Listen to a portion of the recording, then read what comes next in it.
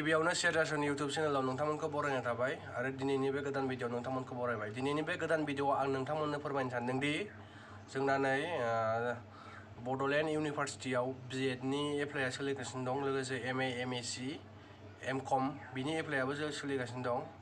बेनिखायनो जाय बिथांमोना बड'लेण्ड इउनिभारसिटिनि आन्दाराव B.ed एप्लाइ खालामनो गोसो जानानै दं, बे बिथांमोना B.ed खौ एप्लाइ खालामनो हासिगोन। B.ed एप्लाइ खालामनायनि समा दाख्लै थांनाय 2 सेप्तेम्बरनिफ्राय जागायनानै 30 सेप्तेम्बरसिम बाहाय 600 रां फिस दाननांगोन। लोगोसे मेट्रिकनिफ्राय BA पास जाजासिम बा MA पास जाजासिम नोंनि गासैबो डकुमेन्ट्सखौ नांजोबगोन। लोगोसे बाहाय आरो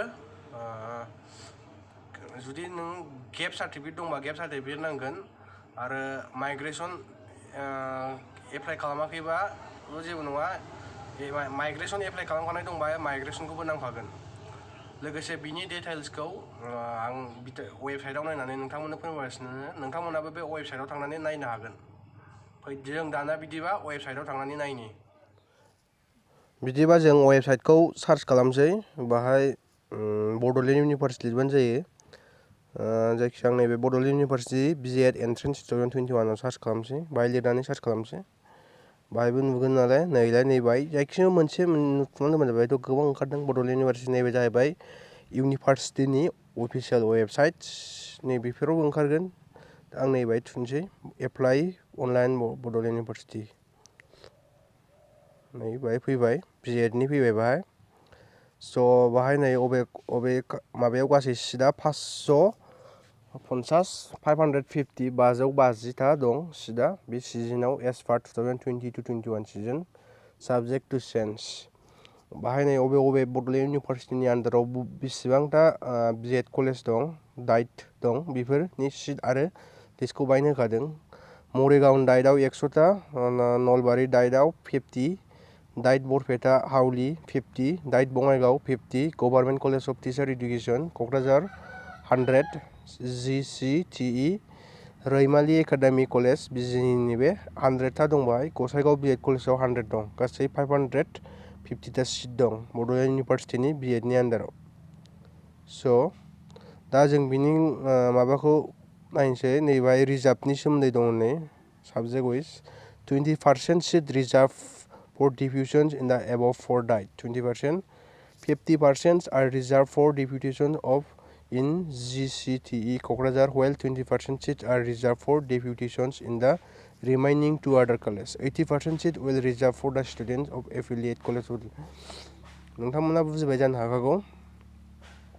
deputation नैबाय 50%, थारमाने जायफोरा मास्टार मावनानै बिसोर माबादों बिसोरनि थाखायबो रिजार्भेसन दं, आरो बाहाय बांसिनै बड'लेण्ड इउनिभारसिटियाव जायफोर फरायनाय खामानिमोन बिसोरनि थाखाय 80% रिजार्भ। दा बाहाय नै इलिजिबिलिटि क्राइटेरिया दंबावो बाहाय B.ed नि एडमिसननि थाखाय। ग्रेजुवेट, बाहाय मा बे B.ed खौ फरायनो थाखाय नोंनो मा इलिजिबिलिटि नांगोन, बाहाय दं ग्रेजुवेट जानांगोन, ओमफ्राय एटलिस्ट 50% मोनथारनांगोन।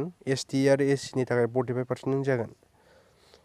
दाना however, if a candidate does not have 50% mark in UG, then the candidate must have 55% mark in PG.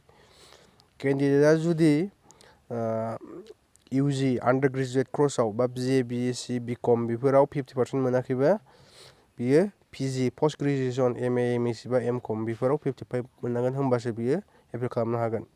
Selection criteria, select खालामनायनि माबाया जाहैबाय नै बेस्ड अन मेरिट्स, बांसिन मेरिट्स ना, मेरिट्सखौसो बासिगोन। Candidates may have to appear in a common entrance test which will be declared in due course. आरो कमन entrance exam खुंगोन, बाहाय जुदि माबाबासो merits लिस्टआव गाखोगोन आरो बे एग्जामाव जिरायनांगोन आरो बेखौ उनाव डिक्लेयार खालामगोन। थारिखखौ होथ'वाखै। मारै एप्लाइ खालामो? Interested students having the required eligibility criteria should apply online through the official website Bodoland University. नैबाय होखादों नै जायफोर बिथांमोना B.ed आव इन्टारेस्ट दं बिसोरो अफिसियेल वेबसाइट बड'लेण्ड इउनिभारसिटिनि गेजेरजों बेखौ एप्लाइ खालामनो हागोन। बेफोर साबमिटिं अनलाइन एप्लिकेसन साबमिट खालामनायनि सिगां students should generate unique ID मोनसे हायार इडुकेसननि आसामाव दा सोलिगासिनो दं बेखौ खालामनांगोन। बिनि थाखाय वेबसाइट दंखायो नैबे वेबसाइटआव थांनानै इउनिक आइडिखौ बानायनो हायो नैबेनो फार्स्ट दाना important timeline online application submission खालामनो स्टार्टआ दाख्लै थांनाय 2 सेप्टेम्बर 2021 होमबा बांद्राय गेङाखैमोन दा बांसिन मोजां साबसिन जाबाय बिनिफ्रायनो जादों लास्ट डेटआ 30 सेप्टेम्बरसिम डेट अफ एन्ट्रेन्स टु बे नटिफाइड बेखौ होथ'वाखै जायखिजाया उनाव मिथिगोन डिक्लारेसन अफ मेरिट्स बेखौबो टु बे नटिफाइड डेट अफ एडमिशन मेरिट लिस्टनि बेखौबो नटिफाइड होनदों नाथाय नै आरोबाव मोनसे दं जुदि सेलेक्ट माबानि एन्ट्रेन्सनि फिसआ जागोन 600 थारमाने एप्लाइ खालामनायाव 600 लागोन बिथांमोना नोंनो अफिसियेल वेबसाइटआव हाबनानै नायनो हागोन नैबे बड'लेण्ड इउनिभारसिटिनियाव इउनिक आइडि नैबे मोनगोन क्लिक हियार टु एप्लाइ नैबे थानानै नों डाइरेक्ट एप्लाइ खालामनो हागोन बाहायनो डाइरेक्ट लिंकआ फैखागोन स' बे जाबाय B.edनि बेनो एप्लाइ खालामनायनि माबाया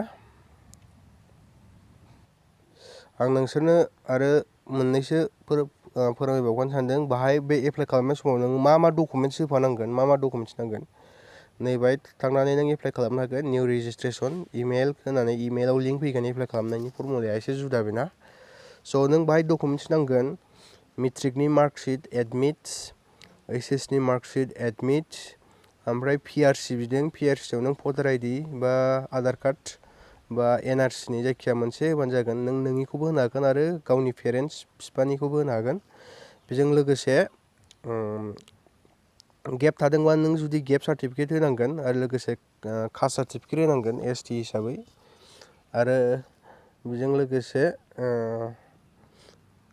इउनिभारसिटिनि रेजिस्ट्रेसन नांगोन हमनानै ला नों बिए पासनिबा बिएनि रेजिस्ट्रेसन होनांगोन आरो बिनि उनाव एमए बा एमएनि रेजिस्ट्रेसन होनांगोन रेजिस्ट्रेसनखौ नों होफानांगोन आरो माइग्रेसन बिदों माइग्रेसनखौ जुदि नों बड'लेण्ड इउनिभारसिटिनिखाबा माइग्रेसन नांनाय नङा जुदि नों गुबुननिबा माइग्रेसन होनांगोन थारमाने नों जुदि बड'लेण्ड इउनिभारसिटिनिफ्रायनो बिए बा एमए पास जाखानायबा नों माइग्रेसन होलायनो गोनांथि गैया बाहाय दा बेजोंनो एप्लाइखौ खालामनो हागोन आरो एप्लाइ खालामनायनि डेटआ 30 सेप्टेम्बरसिम बिनिखायनो नोंथांमोना गोख्रैयै एप्लाइ खालामो जायफोर बिथांमोना B.edआव इन्टारेस्ट दं दिनैनि भिडिअआ बेखिनिसै नोंथांमोना बुजिनो हादों जानो हागौ जुदि नोंथांमोना बुजियाखैबा कमेन्ट्सआव सोंहरफिननो हागोन आं नोंथांमोननो फोरमायहरगोन लोगोसे नोंथांमोना भिडिअखौ मोजां मोनदोंबा लाइक आरो शेयार खालाम आरो कमेन्ट्स खालाम आरो बयनिबो सिगाङाव जाहाथे मोनथिनो हायो बयबो मिथिनो हायो बेजों लोगोसे आरो चेनेलखौ साबस्क्राइब खालामनानै लायो जाहाथे आंनि गोदान भिडिअ नोंथांनिसिम